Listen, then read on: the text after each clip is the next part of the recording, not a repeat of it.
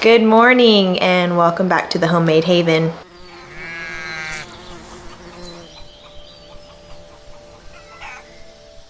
We thought we'd take you guys along to see how we have created a low maintenance homestead, something that is very important if you are working jobs outside of the home or if you are a single homestead home caretaker. Things to think about and consider whenever you are putting your infrastructure in place on how to cut down on the amount of time that you put into your chores on your homestead so that you have time to actually do other things and not have to worry about constantly working on the homestead.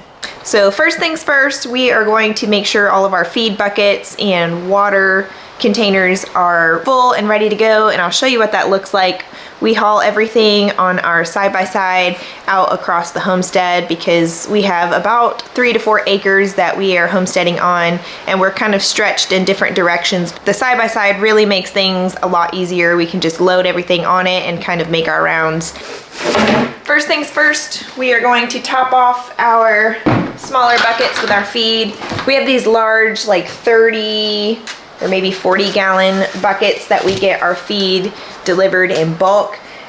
So we just dip out of these each day and top off our animals' feeders when we get outside so that we don't have to lug these big guys around. 5 gallon buckets hold about 25 pounds of feed. So for our laying hens, they usually will stay on a 5 gallon bucket for maybe a week or two. Whereas our hogs, with 4 of them now, we are going through one of these 5 gallon buckets maybe like every day and a half. Next, before we head out, we're gonna fill up our gallon jug here. We fill this water up here at the garage before we go out, and we use this to top off the rabbit waters, and we also pour it on the hog feed because they like wet food.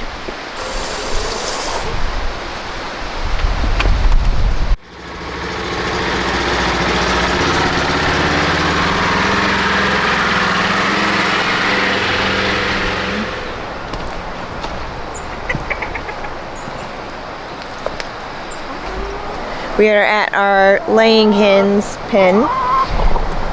First we turn off the electric fence, and then we open it up and we let them out. They free range throughout the day.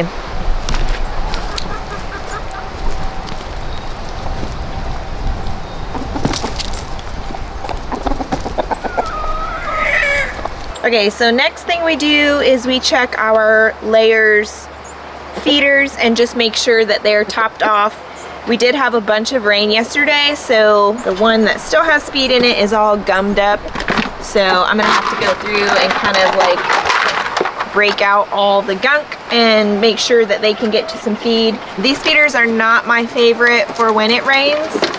We do have these squirrel like rain guards that we put over top of them, and it does help, but it does have a hole in the top, so whenever it's raining really hard, water gets inside and they get a little sticky, and so the gravity doesn't work like it's supposed to. So on mornings after rain, I have to come out and shake them out and kind of smack out some of the gummed up feed in there, but most mornings I just make sure that it's topped off, and like I said, we're refilling this maybe like once a week.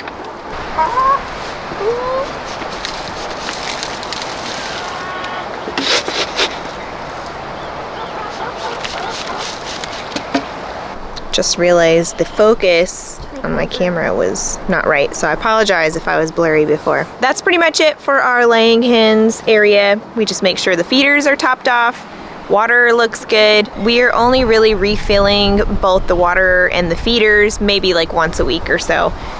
So they're very low maintenance. We do peek inside of the coop and just make sure that everybody made it out okay and that nothing looks suspicious. I think we have a broody hen in there right now. Or is this her? No, she was still in there. I saw her. Okay, this one's broody. Well, is that not her?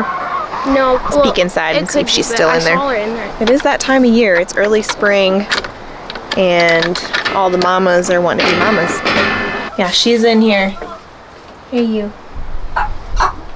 See this? Hey. Hey. She's like Cover all your digits.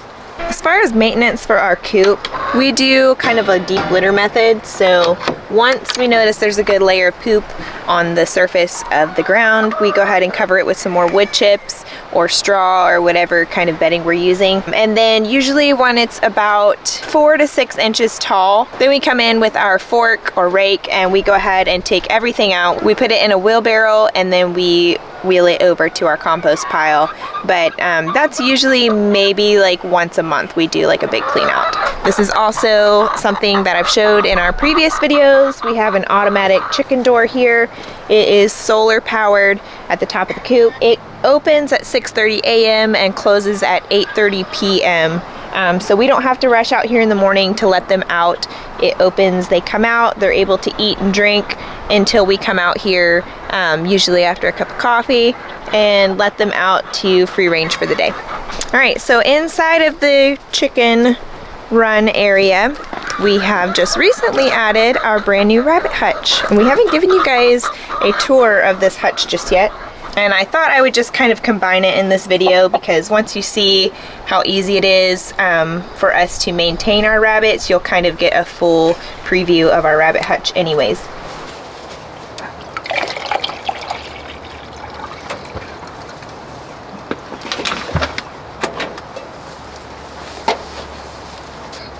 So the feeders and waters that we have on our rabbit hutch are all located on the outside of the hutch. So all we have to do is just lift the lid of each of these and just top them off. Usually every day we're topping off the water. The feed is maybe every 2 or 3 days, just depending on how quick they go through it. I will leave a link in the description box below for all of these super easy low maintenance feeders and waters, because I know a few of you had asked on Instagram and Facebook where we had found these at. And I wanted to use them for a little bit before we recommended them out to everyone, just to make sure that we really liked them. We have had this system in place for about a month or so and we're really happy with them, so I'll put the links in the description box. When we designed this hutch, we really kept low maintenance in mind. We had a different hutch for our original bunny, Trixie, that you guys probably saw in some previous videos, and it was just kind of a pain to have to clean it out every so often, and things just weren't easy to get to. Now these are super easy to keep going throughout the week. We do a quick little sweep of poop and hay in the morning just to clear their area where they get to get on top of their shelter. And then maybe like once a week we do a full clean out where we take the box out and make sure all the poop and hay that's surrounding the box is cleaned out. But we have a system where all of the poop falls through the floor because we have this wire mesh on the floor as well, and it falls into this catchment system, which I'll show you in just a second. So we just have to pull it out, dump it, and that's really about it.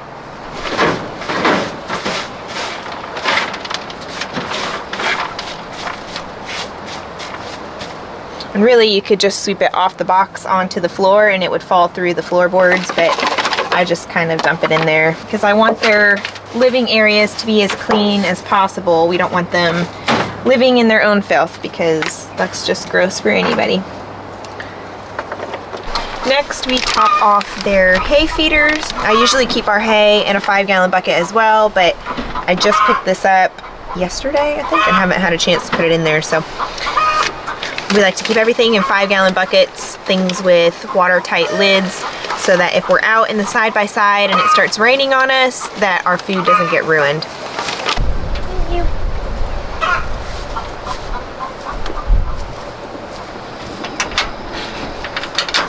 And lastly, we're gonna go ahead and dump their poop into our basket. We don't do this every day. Like I said, this is maybe like a once-a-week dump. They are piled up pretty good because I think we're slightly over a week this time, but I was trying to hold it so that you guys can really see it on camera whenever I go to dump it out. These are made to just slide out.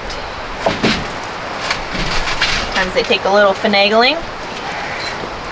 And then I can just line it up, dump it into our laundry basket, and that is it. Rabbit poop is the perfect compost for your garden, your plants, trees. It is not a hot compost, so you can put it directly on your garden and not have to worry about it damaging any of your plants. So that's usually what we do. We fill up this bucket, we take it straight to the garden and top dress all of our beds. So rabbits are all taken care of and set for the day. We got our poop to dump on the garden and on to the next animal pen. Next we come over and check on our American breast flock. These are our dual purpose chickens. We have them separated because we are trying to get purebred chicks out of them so that we can have a batch of meat birds before the end of the year. Most mornings I don't even get off the side-by-side because I can see through their water and feeder and see that it's full. If it has rained like it did yesterday, I will get out and make sure that the feeder is not gummed up and that they're able to get feed out of it. Good morning. So on our way to our last animal enclosure, we like to stop by as of lately because we just got a pond dug. This was one of the surprises that I mentioned in our last video that we had been working on. We have dug about a half-acre pond here at the back of the property. Many moons ago when we first bought this property, we thought this was a pond. It was actually a berm that someone had pushed up and just water had settled in it.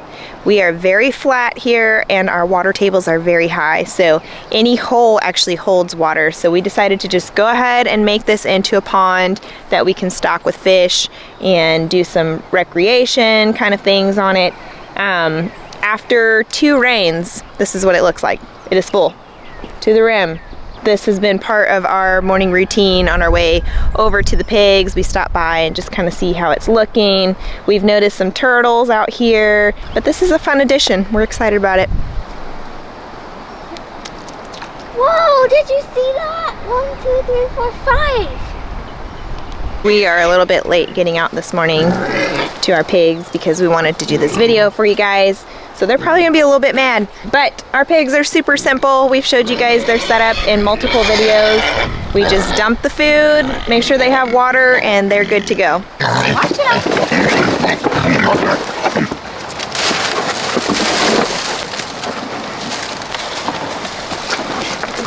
All over your head. All over your head.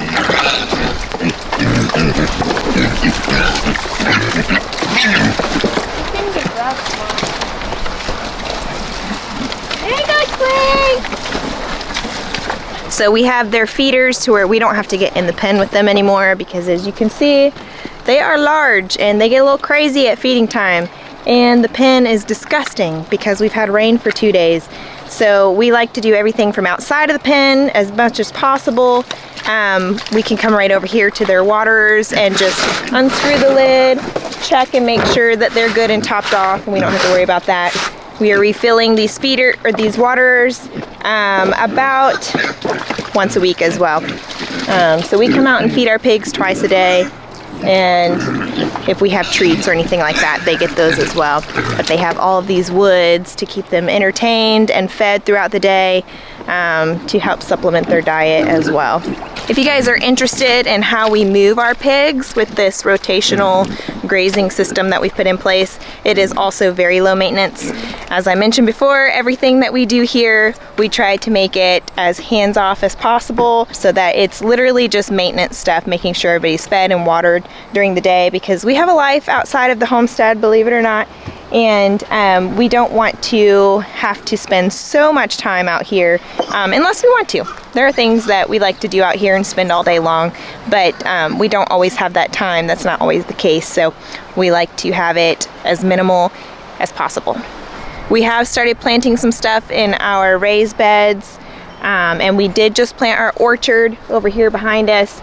So once those were freshly planted, we did have to come out and do some watering, but as I mentioned, we have had several days of rain, so we have not had to do that in the past couple days, so that's made our chores that much less. But here in about 3 or 4 weeks, when things really start happening in the garden areas, we are going to have a little bit added to our morning routine as far as weeding and picking. But our watering system is very simple. We've showed you guys our Dripworks system that we put into place. I'll link a video to show you exactly how we put that into our garden beds. But all I have to do is come right out, go over to our faucet here, turn it on, and this hose comes all the way out to the garden. One day it will be buried under the ground, but right now it's just over the ground.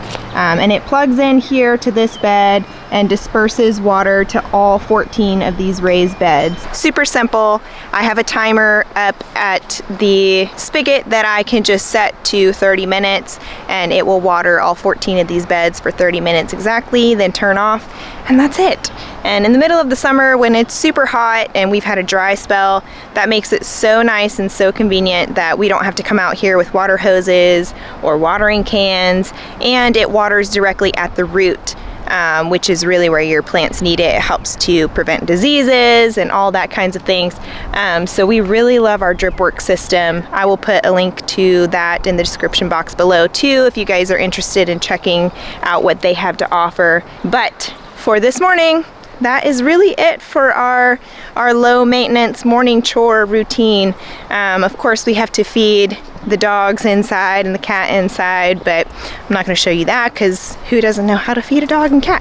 And then we eat breakfast ourselves, get dressed, run errands if we have errands, do school, whatever we have on the agenda for the day, and then midday to early evening we come back out and do a second round, and I will pick up the camera when that time comes and show you guys what that looks like.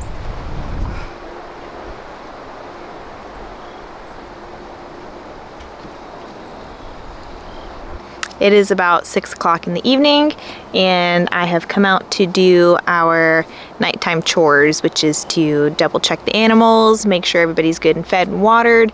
We have been out here covering up our fruit trees and some of our little seedlings and making sure the greenhouse is secured really well because we have a frost advisory for tonight, which is always dreaded at this time of year because we're ready to move on with spring and not have to worry about covering things and uncovering them. So that is an added bonus to our nightly routine tonight, but obviously that's not something that we have to deal with nightly at this point in the year. Anyways, let's go ahead and move over to the chicken coop and I'll show you how we wrap up the day around here.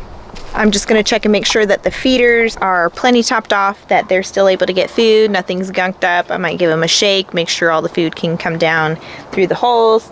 Double check the water, which I did just fill today.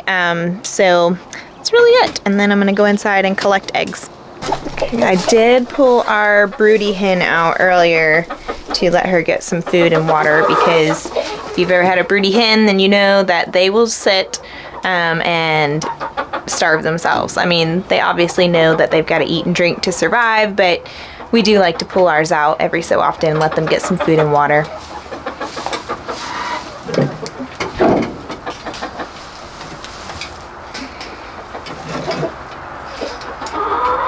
So while it is cool to have a broody hen that will sit on some eggs and hatch out some more for your flock, it's also kind of a bummer because broodiness is contagious. So once one chicken goes broody, a lot of times other chickens want to go broody as well. And when that happens, their egg production will slow down. So this coop has, I think, like 23 hens in it. And I would say that this is maybe 14 or 15 eggs, I don't know. So once they go broody, they obviously aren't laying eggs anymore, they're just sitting on eggs. So we might be going through a season of slower eggs, which is a bummer, but we're gonna let nature take its course and we'll see what happens.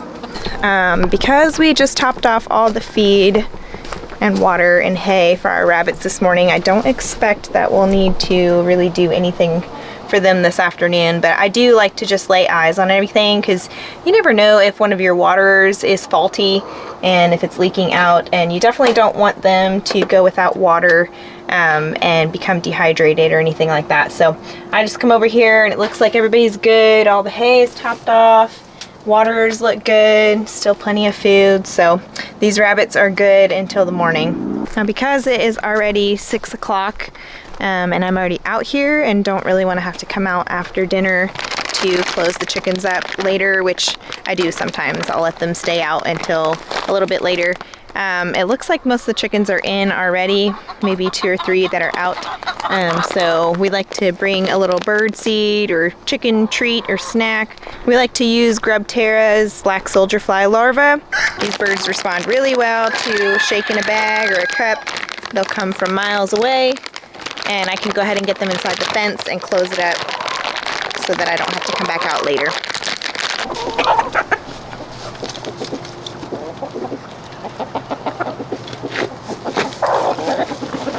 Now we're gonna go over and check on the breasts, which is also super simple. So again, this pen is very simple. I'm just going to collect eggs, make sure their food and water is good, and that's really about it.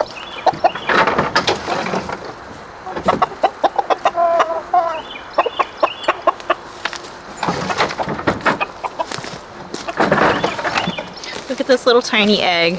One of our girls just started laying, so this thing is like, it's like a quail egg. See if I can show you compared to one of our other eggs, how small it is. Just a little guy. We have an automatic chicken door on our chickshaw as well, so when these guys go to bed, it closes up. They're safe and sound inside of this electric net fence. Whenever I hop out of here, I'll turn that back on, and that's really it. We've been moving them probably every week and a half, 2 weeks, just depending on the area that they're in. If I notice that the forage is getting low and that they're eating a lot of their food, then I'll go ahead and move them onto a new spot. Last but certainly not least, as you can hear, are our piggies.